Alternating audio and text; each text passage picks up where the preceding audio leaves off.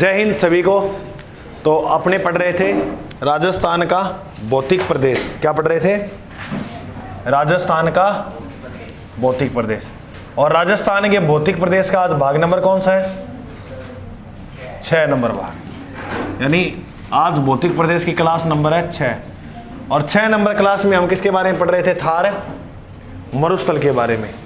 अच्छा, तो थार मरुस्थल के बारे में पढ़ रहे थे। और थार मरुस्थल को एक नाम से और जाना जाता है भाई लोगों, पश्चिमी रेतीला मैदान। जानते हैं ना? पश्चिमी रेतीला मैदान। पश्चिमी रेतीला मैदान को 25 सेंटीमीटर वर्षा रेखा कितने भागों में बांटती है? जिसमें से पहले भाग का नाम क्या बना? शुष्क प्रदेश। यही बना ना? अच्छा, आपने यही पढ़ रहे थे शुष्क प्रदेश? बिल्कुल पढ़ रहे थे। और शुष्क प्रदेश में अपने कौन सा भाग पढ़ रहे थे? बोलना। बालू का स्तूप युक्त या मुक्त पढ़ रहे थे? युक्त पढ़ रहे थे। तो बालू का स्तूप युक्त प्रदेश।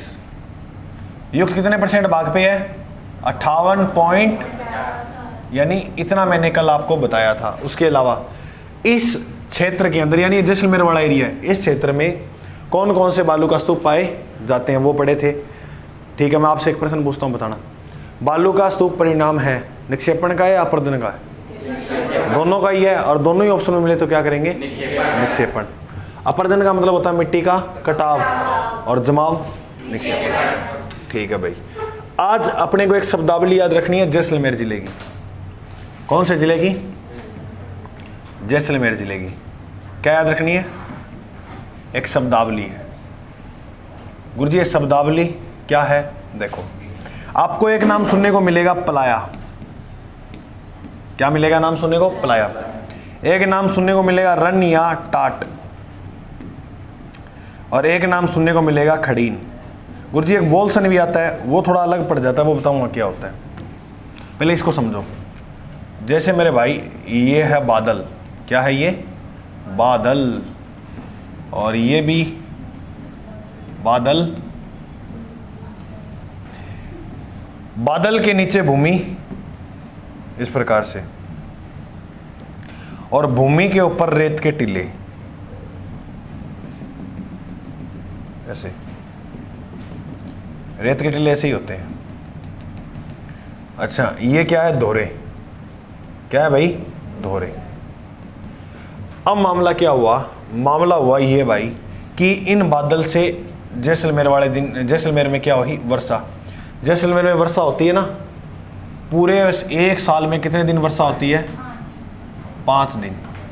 5 दिन तो वर्षा होएगी। तो उसमें ये लोग क्या करते हैं जैसलमेर वाले, एक मरुस्थल इधर है, एक मरुस्थल इधर है, उस 2 मरुस्थल के बीच में इस प्रकार से एक स्थान बना देते हैं। क्या बना देते हैं? अब मान लो ये वर्षा हुई, अब यहाँ तो पानी गिरेगा, वो तो ये सोख लेगा मरुस्थल, लेकिन जो पानी यहाँ गिरा ये इस प्रकार से जगह बनाते हैं कि ये पानी यहाँ इकट्ठा हो जाता है। और ये इकट्ठा हो गया तो इस पानी ने किसका रूप ले लिया? एक झील का। और यहाँ पर जो झील बनती है उस झील का नाम क्या है?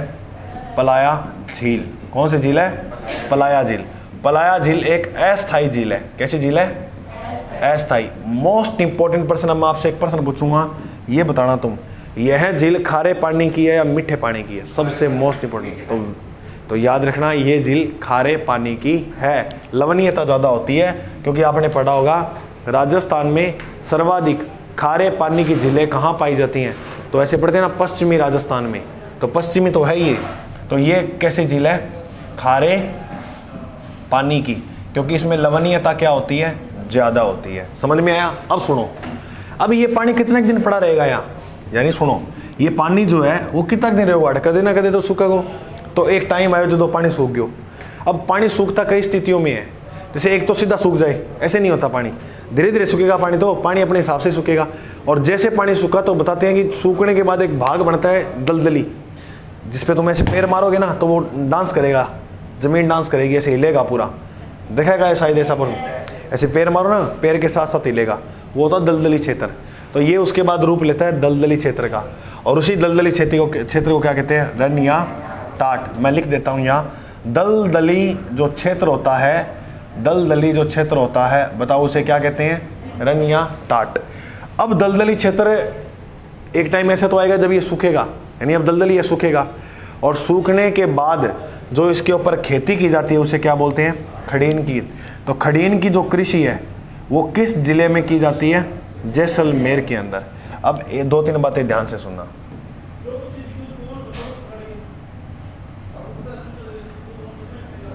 और ये 2-3 बातें क्या है? पहली बात, खड़ीन की खेती राजस्थान में सबसे पहले कब शुरू हुई थी? तो यह सर्वप्रथम 15वीं शताब्दी के अंदर शुरू हुई थी। कब हुई थी? 15वीं शताब्दी के अंदर।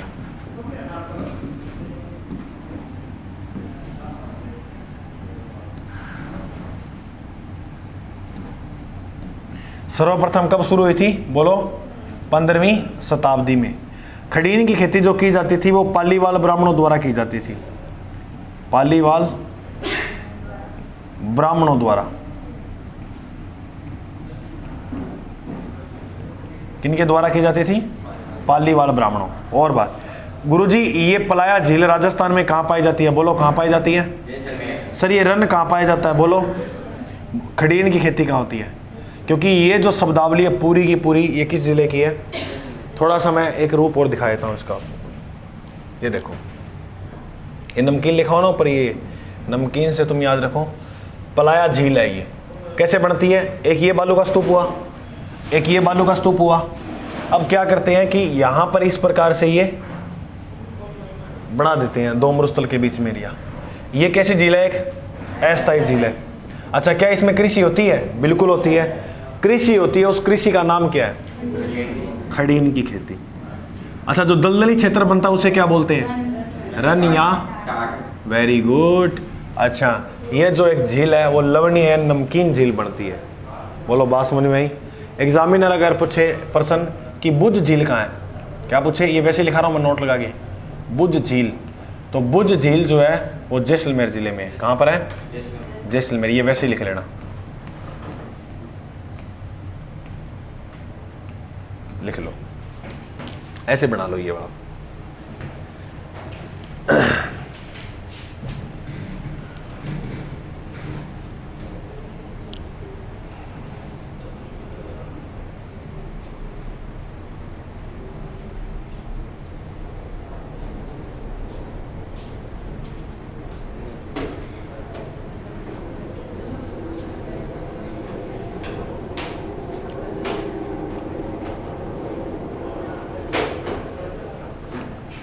तू बन जाए हीरे मोती दिल जैसा,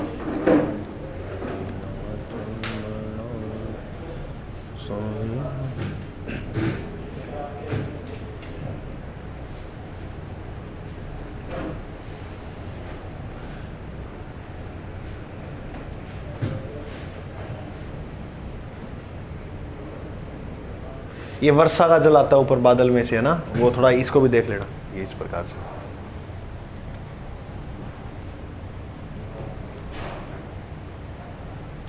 इनका कंसेप्ट को समझते रहो। सारा भूगोल बिल्कुल सिंपल है, बस भूगोल का मतलब कंसेप्ट है। तो इनका कंसेप्ट क्लियर होना चाहिए छोटी छोटी बातों का, कि दलदली क्षेत्र उसे क्या कहते हैं? रन या टाट मरुस्थल में। अब कितना मर्जी प्रश्न घुमा सकता है यहाँ प्रश्न सीधे नहीं उठते। जैसे लोक देवताओं में बाबू जी का मंदिर का फिक्स है, इसमें मंदिर फिक्स नहीं है, कैसे ही प्रश्न बन सकता है? तो वो चीज़ है। और जिसका जियोग्राफी अपने पहली क्लास मेरी देखी नहीं है ना, तो वो उन्हें यूट्यूब पे डाली हुई है। जैसे जीके बाई जैसे सर्च मारते हो ना, तो प्ले लिस्ट बनी है, उसमें जब आप पहली क्लास में जाओगे तो उसके क्रम से सारी क्लासेज हैं वो मिल जाएंगी आपको। 17वीं क्लास है क्या ये? क्लास तो लगभग 70-80 लग जाएंगी, लेकिन जियोग्राफी में फिर आतंक नहीं होगा कभी ज़िंदगी में। अच्छा, अब इसमें मेंस में भी प्रश्न बन सकता है भाई इसके बारे में। जैसलमेर जिले की शब्दावली का वर्णन करो, अच्छी तरह से करेंगे, क्या दिक्कत है? चाहे कितना मर्जी नंबर बने। ये तो नॉर्मल बात बोली है मैंने, एज नॉर्मल से नॉर्मल प्रश्न आया वो 10 नंबर का, राजस्थान के अपवाद तंत्र को समझाओ। ये तो थोड़ा फिर भी लेवल का तो बनता है प्रश्न। चलूँ आगे मैं? चलो भाई देखो, उसके बाद एक शब्द आएगा आपके सामने, 2 शब्द आएंगे। एक तो आएगा गिरिपद, क्या होता है मैं ये समझाता हूँ बस, उसके बाद फिर अपने सीधी फैक्चुअल बातें करेंगे। एक तो क्या होता है? गिरिपद। दूसरा शब्द आएगा बजादा, क्या होता है? ये 2 चीज़ें और समझना। देखो मेरे भाई, ये मरुस्थल है और मरुस्थल वाले एरिया में इस प्रकार से ये क्या बने हैं, पर्वत। ये क्या बने हैं, पर्वत। अच्छा, जरूरी नहीं है मरुस्थल एरिया में पर्वत नहीं होते, होते हैं। तो ये पर्वत जो है वो कहाँ पर है, मरुस्थल में। पर्वत के इस प्रकार से नीचे एक भाग पाया जाता है, इस प्रकार से, और पर्वत के नीचे वाले भाग को कहते हैं गिरिपद। तो लिखो, इसमें लिखना गिरिपद में, थार मरुस्थल में जो पर्वत पाए जाते हैं, पर्वत पाए जाते हैं, उसके नीचे के भाग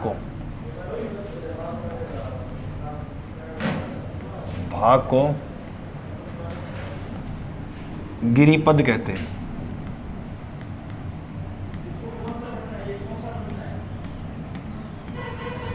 मैं लिख देता हूं गिरिपद कौन सा भाग है, ये वाला, ये है गिरिपद। ठीक है, ये तो हो गया। अब ये प्रश्न आना बिल्कुल सिंपल 2 नंबर का बन जाएगा। गिरिपद को समझाइए। बहुत ये फिर भी डीप बता रहा हूं। अब नॉर्मल प्रश्न सुनो। 2016 मेंस में आया प्रश्न कि शेखावाटी प्रदेश की विशेषता बताओ। अभी मैं पढ़ाऊंगा इसके बातों में। ये जो अर्ध शुष्क है ना, इसको 4 भागों में बांटा गया है। गग्गर का मैदान, शेखावाटी प्रदेश, नागौरी उच्च भूमि और लूणी बेसिन। तो उसको मैं पढ़ाऊंगा, तो मैं बिल्कुल लिख दोगे सिंपल तरीके से। उसके बाद जो पॉइंट आता है नेक्स्ट, वो है बजादा। बजादा क्या होता है? इसके गिरिपद के जो नीचे भाग होता है उसे बोलते हैं बजादा। तो लिखो, गिरिपद के नीचे का जो भाग है उसे बोलते हैं बजादा। लिख लो यहां पर, गिरिपद के नीचे का भाग, के नीचे का भाग, बिल्कुल सिंपल सी है भाई। गिरिपद के नीचे का भाग है बजादा। देखो, गिरिपद होता है मरुस्थल में पाए जाने वाले पर्वत के नीचे का भाग, और गिरिपद से जो नीचे का भाग होता है वो कहलाता है बजादा। लिख लो ये बात भी आप।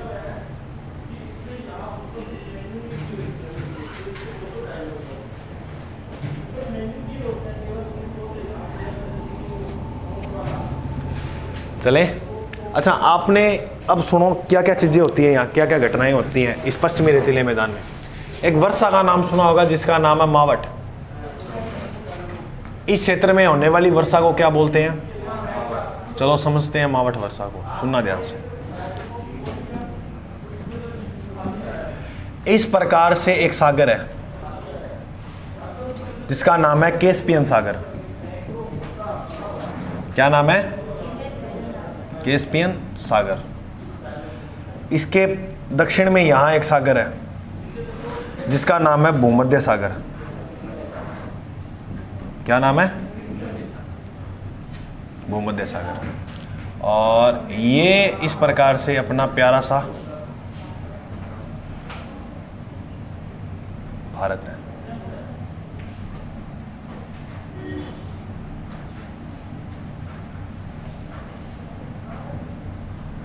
देखो भाई, मानसून का टाइम 2 तरह से होता है भारत में। 6 में इधर जल भरा हुआ है, नीचे कुछ नहीं है। 6 महीने जो मानसून होता है, 6 महीने वो जल से कहाँ होता है? थल की ओर।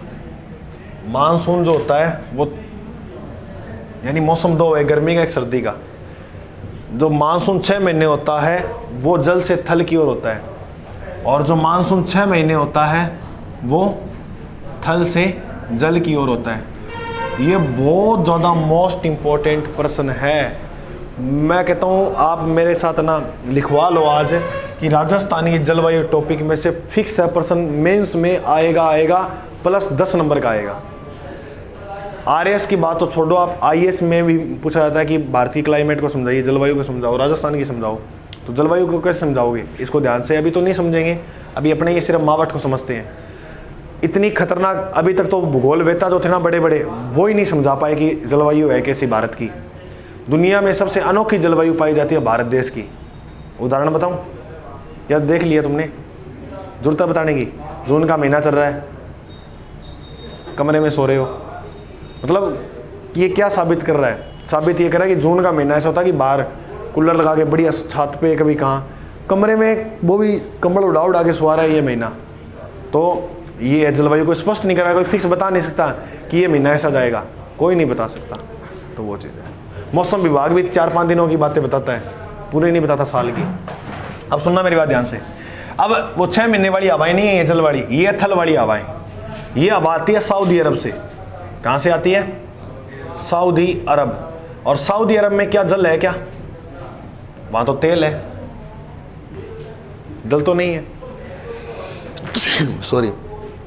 अब क्या हुआ, अटा दोरियों हवा चल रही, सूखी हवा, इसमें कुछ नहीं है हवा में। अब सूखी हवा इधर की ओर चल रही है, तो बताया जाता है कि इन हवाओं ने इसके अंदर प्रवेश कर दिया। ये क्या है? ये भी एक सागर है जिसका नाम है भूमध्य सागर, इसमें जल भरा हुआ है।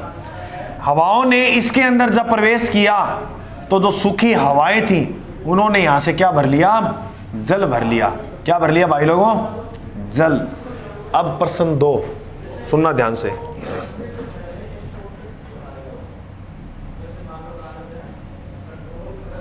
प्रश्न 2 क्या गुरुजी? तो सुनो, एक तो ये लिखो, विश्व की क्षेत्रफल की दृष्टि से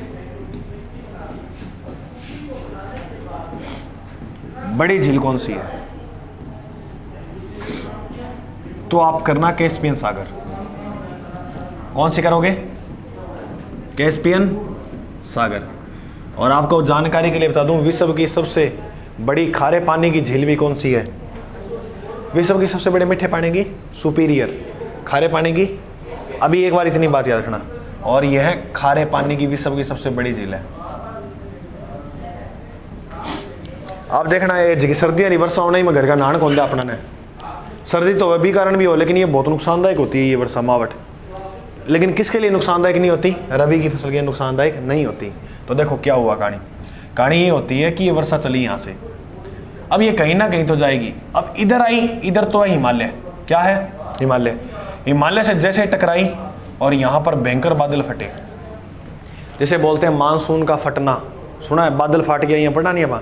वो एक आकस्मिक घटना के कारण होता है, यानी अचानक घटना होती है ना, आकस्मिक घटना। जैसे बोलते हैं ना आकस्मिक मृत्यु हुई है इसकी, तो अचानक। तो ये अचानक बादल फटते हैं। अब एक जो बादल की दिशा है वो उधर हो जाती है हवाओं की दिशा, पानी वाली, यानी एक उधर चीन तिब्बत की तरफ चली जाती है। एक हवाएं रुख बदल लेती हैं इधर की ओर। अब तुम कहते हो ना जो सर्दियों में वर्षा होती है बेरुत की वर्षा, बेरुत की नहीं, ये मावट वर्षा है। जो भारत में सर्वाधिक कहां पर होती है? पंजाब। और राजस्थान में सर्वाधिक कहां होती है? बीकानेर। मोस्ट इंपॉर्टेंट प्रश्न है, याद रखना। मावट वर्षा, मावट वर्षा जो होती है वो पश्चिम दिशा से आ रही है, तो किस कारण होगी? पश्चिमी विक्षोभ के कारण। चलो मैं अब लिख देता हूं तुम्हें, तो लिखो तुम मावट वर्षा। कारण पूछे तो किस कारण होती है? पश्चिम दिशा से होती है, इसलिए इसे बोलेंगे पश्चिमी विक्षोभ के द्वारा।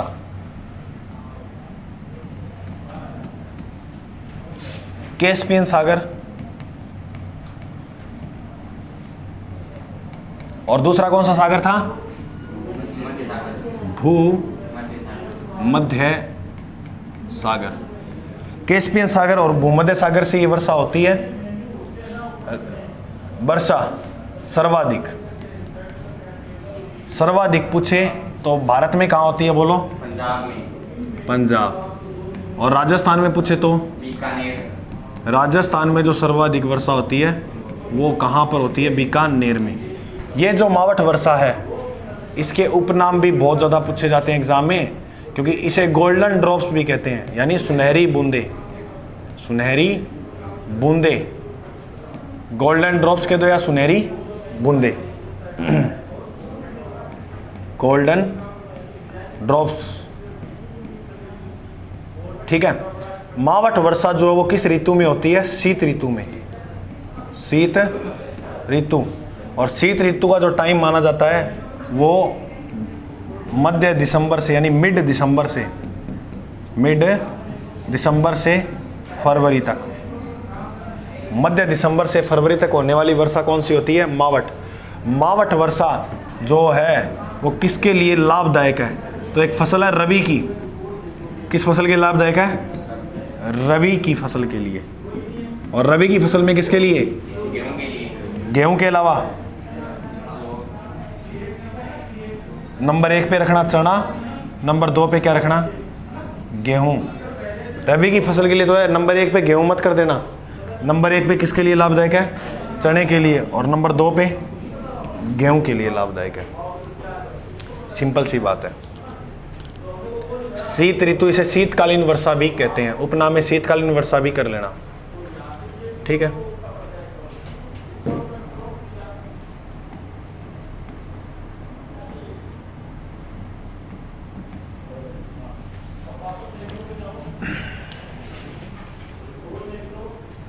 शीतकालीन वर्षा जो है वो मावठ वर्षा। प्रश्न आएगा कन्फर्म मावठ से। गुरुजी कन्फर्म कैसे करे? ले कह दिया, पेपर छपा नहीं, प्रश्न छप गया। मावठ वर्षा कैसा भी प्रश्न आ सकता है, इसमें मैंने सारी बातें लिख दी मावठ से।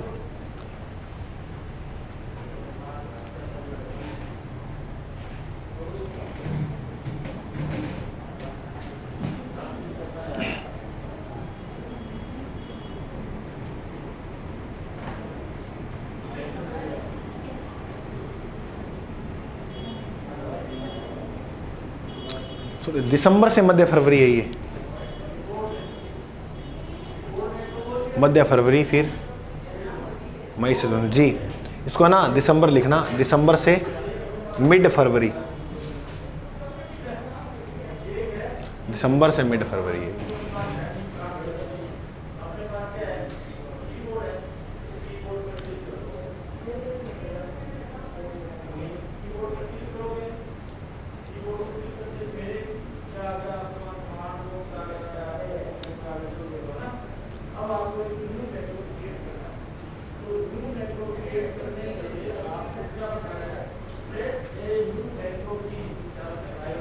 चले आगे। तो देखो मावठ वर्षा शीतकाल में होती है। कारण किस कारण होती है? पश्चिमी विक्षोभ के कारण। कैस्पियन सागर और भूमध्य सागर से होती है। पूछा गया प्रश्न कहाँ से होती है? भूमध्य सागर से। सर्वाधिक वर्षा भारत में कहाँ होती है? राजस्थान में कहाँ होती है? किसके लिए लाभदायक है? रबी की फसल के लिए। सुनहरी बूंदे गोल्डन ड्रॉप्स कहते हैं, शीत ऋतु के अंदर होने वाली वर्षा है। याद हो गया? अब बताओ मेरे को, मावठ वर्षा भारत में सर्वाधिक कहाँ होती है? राजस्थान में सर्वाधिक कहाँ होती है? मावठ वर्षा जो है इसके उपनाम बोलो। Golden, very good. किस कारण होती है? पश्चिमी विक्षोभ। कहाँ से होती है? कैस्पियन सागर और भूमध्य सागर से वर्षा होती है। किस फसल के लिए लाभदायक है? पहले याद रखो रबी, रबी के बाद चना और गेहूं, ठीक है। अच्छा अब सुनना ध्यान से। ये इस प्रकार अपना जिला है जैसलमेर। कौन सा जिला है? अब मैं तुम्हें पूरी की पूरी ये कहानी जैसलमेर की लेके चल रहा हूँ, बस फिर ये खत्म हो जाएगा बालू का स्तूप युक्त। जैसलमेर में सबसे पहले आप लिखो एक गांव है आकल गांव। कौन सा गांव है? लिखो इसमें आकल गांव। आकल गांव में एक पार्क है जिसका नाम है आकल वुड फॉल्सिस पार्क। आकल वुड फॉल्सिस पार्क। आकल वुड जो फॉल्सिस पार्क है, यहाँ पाए जाते हैं जीवाश्म के साक्ष्य। किसके साक्ष्य मिलते हैं? और जीवाश्म की क्या मिली है यहाँ? लकड़ी। क्या मिली है साक्ष्यों में? जीवाश्म की लकड़ी। जीवाश्म का मतलब क्या है गुरुजी? ये वो काल था जिस समय डायनासोर थे। जीवाश्म, तो जीवाश्म की लकड़ी जैसलमेर में मिली है। डायनासोर के साक्ष्य कहाँ मिले हैं? जैसलमेर में मिले नहीं है, मतलब कह सकते हैं इस एरिया में थे। सबसे बड़ी बात बताऊं, भगवान राम की दाढ़ी वाली जो मूर्ति मिली है वो कहाँ मिली है? जैसलमेर के अंदर। अब ऐसे कह सकते हैं, देखो अब हमें भगवान राम को कभी भी देखा है तो क्लीन शेप पे दिखाया गया। रामायण देखो, कहीं भी देखो, मतलब दाढ़ी तो उगती होगी। तो मतलब ये क्या था? ये लोगों की सारी कल्पनाएं हैं, ठीक है। वो थे उस समय, नहीं थे ये लोग कोई भी जिसने जो पेंटिंग बनाई है। अभी थोड़े दिन पहले मीडिया पे वायरल हो रहा था कि ये भगवान राम की एक फ़ोटो मिली है। वो राम की फ़ोटो नहीं है वो। तो अब देखो क्या होता है जब मीडिया शांत हो जाती है ना, थोड़ी सी ये मीडिया शांत हो गई है, अब कोई मुद्दा नहीं। अब वो देखो रेलवे दुर्घटना हुई थी, इतनी बात ले लेके पता नहीं कितना बड़ा मानते हैं कि ये बहुत बड़ी त्रासदी है। शायद मेरे को ये भी लग रहा है कि सरकार आंकड़े भी छुपा रही है, उसके पूरे बता नहीं रही, क्योंकि मेरे को ये लगता है कि विश्व में सबसे बड़ी दुर्घटना बढ़ जाएगी ये। सरकार आंकड़े की उच्च पा रही है, लेकिन फिर लोग मुद्दा भयंकर बना देंगे ना कि ऐसे क्या लापरवाही है, छोटी ये कर रहे हैं जो लोप लाइन वगैरह आपने सुनी होगी है ना, ये इसके अंदर रेलवे में होती है। इसलिए तो क्या है कि मीडिया जैसे शांत होती है फिर वो क्या ऐसी बात लाती है जिसमें लोग आकर्षित हो, फिर वो चैनल देखें, वो चीज़ है। आप कोई देखना, थोड़ी सी मीडिया वालों को बस इतनी सी कोई चीज़ मिले। कोरोना में तो दूसरा ऐसे हो गया, वो हो गया, वो हो गया, अरे क्या हो गया, आज बैठे हो ना तुम बस। तो जीवाश्म की लकड़ी मिली। एक तो आकल गांव है, यहाँ पर एक गांव है सम, गुरुजी सम तो तहसील है बिल्कुल। सम जो क्षेत्र है बताया जाता है कि यहाँ वनस्पति नहीं उगती है, तो यह वनस्पति रहित क्षेत्र है, वनस्पति रहित क्षेत्र। कौन सा है? सम। सम एक तहसील भी है, यानी क्षेत्र के अंदर यही है। याद रखना, राजस्थान की क्षेत्रफल की दृष्टि से सबसे बड़ी तहसील कौन सी है? सम। जैसलमेर के अंदर बातें बता रहा हूँ, जैसलमेर की ये सारी बातें। क्षेत्रफल दृष्टि से बड़ी तहसील, राजस्थान की क्षेत्रफल की दृष्टि से सबसे बड़ी तहसील कौन सी है? यही। जैसलमेर में एक गांव पड़ता है चांदन गांव। कौन सा गांव है? चांदन गांव। एक चांदन गांव करौली के अंदर भी है, अपने को जैसलमेर वाला याद करना है। चांदन गांव है, यहाँ पर है चांदन नलकूप। क्या नाम है? चांदन नलकूप। और ये जो चांदन नलकूप है इसको थार का घड़ा भी कहते हैं, थार का घड़ा कहते हैं। ये बताया जाता है कि 1 घंटे में 1 से 1.5 लाख लीटर पानी निकाल देता है। कौन सा? चांदन नलकूप। थार का घड़ा किसे कहते हैं? चांदन नलकूप को। वो कहाँ है? जैसलमेर में। सम भी जैसलमेर में, आकल गांव भी जैसलमेर में। जैसलमेर में एक सांप पाया जाता है जिसका नाम है पीवड़ा। Very good. कौन सा सांप पाया जाता है? गुरुजी एक बार पीवड़ा सांप दिखा दो, मैं थारो जिंदगी भर आभारी रहूँगा। शांति बनाए रखो, सब कुछ दिखेगा।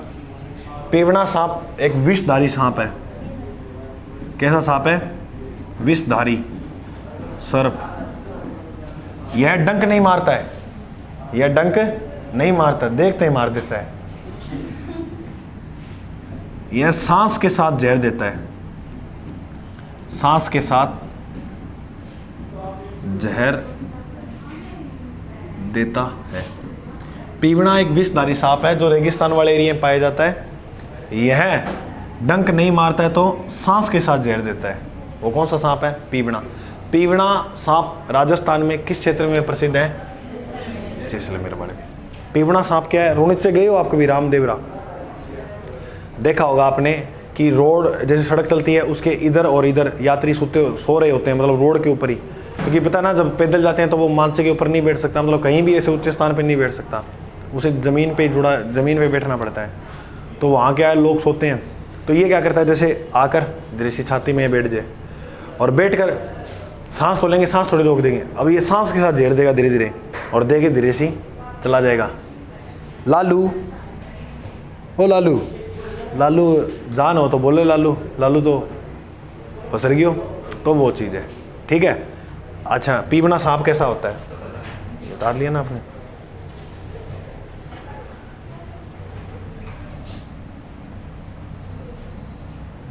पीवड़ा स्नेक ये होता है भाई, डर लगे देखते हैं इन तो।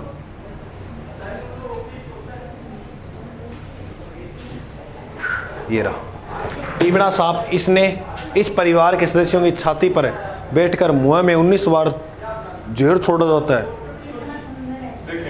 सुंदर है तो बेग में गाली कर ले जाए ना, सुंदर है। दिखता तो नहीं है, रेगिस्तान में ना, ये मिट्टी में बहुत प्रजातियां पाई जाती है। ये देखो दिख ही नहीं रहा, सांप की बहुत प्रजातियां पाई जाती है। ओ किशोर, तो ये क्या है? एक विषधारी सांप है। इतना लिख लो फटाफट, सिंपल सी 4 बातें हैं।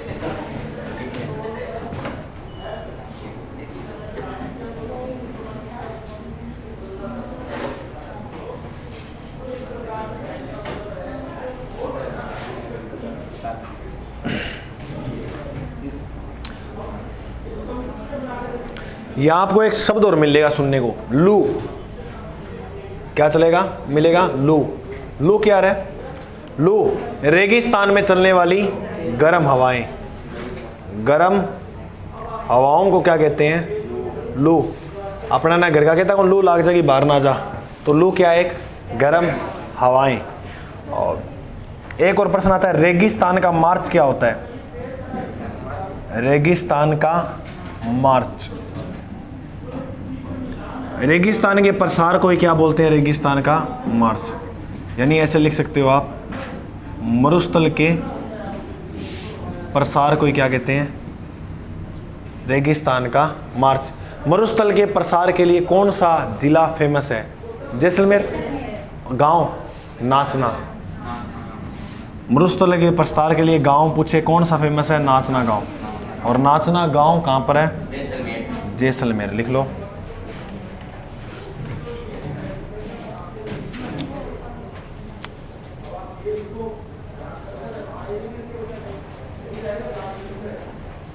चांदन नलकूप ना वो 2.5 लाख लीटर पानी की बात है, 1.5 लाख नहीं 2.5 लाख है।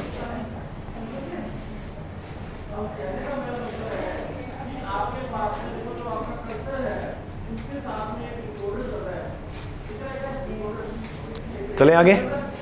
अब एक शब्द सुनने को मिलेगा, भू बढ़िया।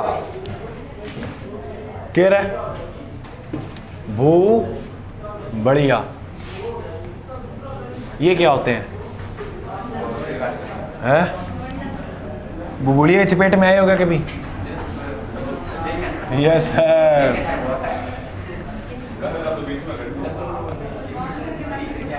कानाराम तो कन्हैया है। अरे तो कन्हैया तो हुआ था, कृष्ण ने नहीं मारा था उस बमंडर को, तो कानाराम तो हो सकता है, इसका तो मैं नहीं कह सकता।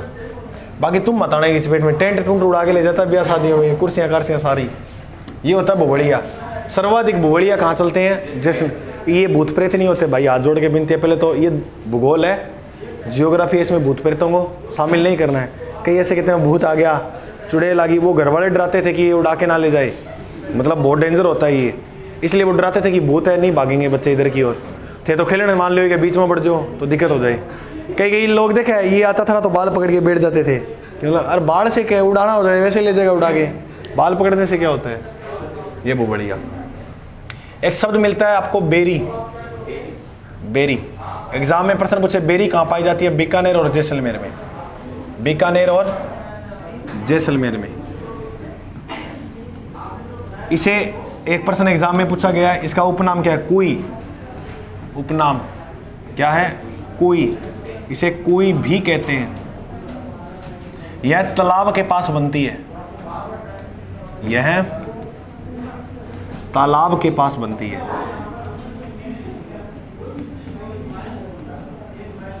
बनाई जाती है। एक शब्द और सुनने को मिलेगा, बावड़ी। बावड़ी क्या होता है? बावड़ी एक सीढ़ीदार कुआं होता है। क्या होता है? सीढ़ीदार कुआं होता है। एग्जामिनर प्रश्न पूछे, बावड़ियों का शहर किसे कहते हैं? बावड़ियों का शहर, बावड़ियों का शहर मेरे दोस्त किसे कहते हैं? बूंदी को। देखो एक कन्फ्यूजन का प्रश्न होता है, क्या? एक तो एग्जामिनर देता है 80 खंभों की छतरी, एक देता है 84 खंभों की, कि 80 खंभों की छतरी कहाँ है? एक देगा 84 खंभों की छतरी। देखो ऐसे 80, ऐसे अलवर, 80 खंभों की छतरी कहाँ है? अलवर। 84 खंभों की छतरी कहाँ है? बूंदी में। अलवर में जो छतरी है वो है मुंशी महारानी की। और किसकी है? मुंशी महारानी की। एक लास्ट और लिख लेना, नेहड़। बस बाकी पढ़ेंगे कल। नेहड़ देखो, नेहड़ जल का समुद्र कहते हैं नेहड़ को। इसे क्या कहते हैं? जल का समुद्र कहते हैं। कल हेडिंग डालना, कल कराऊंगा। बालू का स्तूप मुक्त प्रदेश, ये हेडिंग डाल के छोड़ देना। कितने % है? 41.4। 50 ये पढ़ेंगे कल, बालू का स्तूप मुक्त। इसमें सबसे पहला पॉइंट क्या पढ़ेंगे, लाठी सीरीज क्षेत्र, वो कल देखेंगे। तो आज के लिए जय हिंद।